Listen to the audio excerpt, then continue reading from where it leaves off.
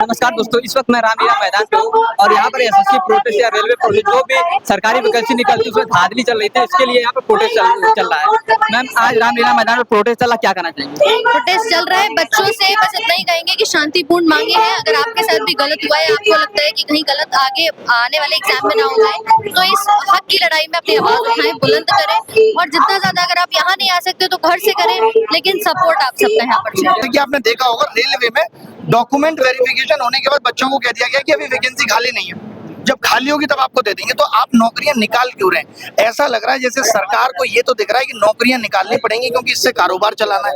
अगर ऐसी बात है कि आप आउटसोर्स करना चाहते हैं, आप चाहते ही नहीं कि सरकारी नौकरी दें, तो आप कैसे कहते हैं हर चुनाव में कि हम आपको 2 करोड़ नौकरियां देंगे? तो वो कौन सी हैं 2 करोड़ नौकरियां, आप बताइए। प्राइवेट, सरकारी, या फिर आप चाय के ठेला को ही नौकरी में काउंट कर रहे हैं, वो अलग बात है। तो इसी बात से बच्चा परेशान है कि हम सालों साल तैयारी कर रहे हैं। अभी आपने देखा यूपीएसआई का नोटिफिकेशन आया, उसमें कुछ नहीं दिया, कब एग्जाम लेंगे, कब से एग्जाम शुरू होगा, क्या सिलेबस है, नहीं, बस उसमें मेंशन है कि 500 रुपए फीस देनी है आप। यानी ऐसा लग रहा है कि बच्चों को आजकल सिर्फ फॉर्म भराने के लिए, पैसा लूटने के लिए सरकार नौकरियां निकाल रही है। नौकरी देने की मंशा और इंटेंशन कहीं नहीं है। कि बच्चा जाग चुका है, बच्चा हर चीज को समझ रहा है। अब टीचर की जरूरत नहीं है, उसके साथ जो गलत हो रहा है उसका जवाब वो अपने आप मांगेगा सरकार से। देख रहे केमिस्ट्री से आपका पीरियोडिक टेबल गायब है, आप हिस्ट्री से पूरा मुगल काल गायब है। आप क्या सबको खाली हिंदू मुस्लिम नहीं ना कर सकते हैं? आप उनको जो एजुकेशन दे रहे हैं उसके बाद उनको एक रोजगार भी तो देना है। बच्चे पकोड़े नहीं तलेंगे ग्रेजुएशन के बाद, बच्चों को एक नौकरी चाहिए। और जो एक middle class, lower middle class family के बच्चे हैं वो क्या करेंगे? उनका स्टार्टअप का मतलब क्या होता है? ठेला और रिक्शा। भाई, ठेला अगर लगाना है तो किसी को पढ़ने की जरूरत ही नहीं है, वो पकौड़े बेच लेगा 6-7 क्लास पढ़ के। लेकिन जब वो ग्रेजुएशन कर रहा है और मेहनत कर रहा है और आपसे भीख नहीं मांग रहा है, वो एक सरकारी नौकरी भीख में नहीं मांग रहा, तो कम से कम उसको मौका तो देंगे आप, फ्री एंड फेयर मौका देंगे ना। हम ये कह रहे हैं कि अगर आपको मतलब नहीं है तो सरकारें आएंगी, सरकारें जाएंगी, तो जब जाएंगी तो फिर बहुत दिक्कत होगा। इसलिए आप हमसे मतलब रखिए, क्योंकि हमने आपको सत्ता की कुर्सी दी है और अगर हम सत्ता की कुर्सी दे सकते हैं तो हम सत्ता की कुर्सी ले भी सकते हैं। अब एक बात बताओ, घर में अगर कहीं पर कुछ हो जाता है तो उसके लिए पिता जिम्मेवार है या पुत्र जिम्मेवार है? कौन जिम्मेवार है? नहीं देखते सर, कह रहे सिस्टम जिम्मेदार। नहीं, सिस्टम को हेड कौन करता है?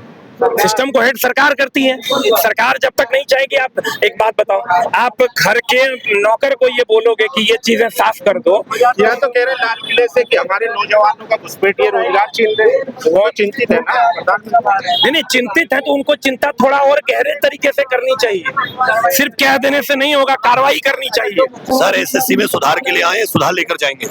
ये आंदोलन जो पिछली बार भी हुआ था वहाँ पर टीचरों को लाठीचार्ज होता है, उसके बाद भी हर जगह पटना हुआ है, फिर इलाहाबाद, हर जगह पर होता है, लेकिन अभी तक कुछ मिला नहीं है बच्चों को। तो क्या तब तक इस बार मिलेगा?